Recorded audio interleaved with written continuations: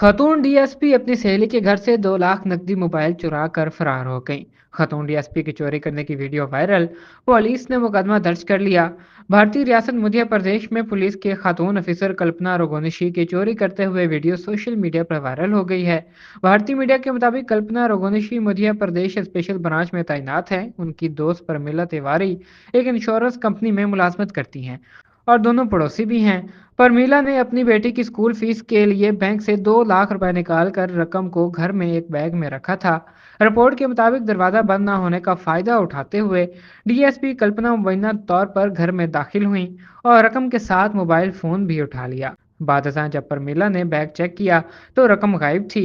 CCTV footage में वाज़ेह तौर पर देखा जा सकता है कि कल्पना हाथ में रकम और फोन लिए घर से निकल रही है। मुतासरा खातून के मुताबिक जब उन्होंने इस वाक़ये पर डीएसपी कल्पना से बात की तो ऑफिसर ने उल्टा धमकियां दी। खौफजदा खातून ने फौरी तौर पर पुलिस में शिकायत दर्ज कराई।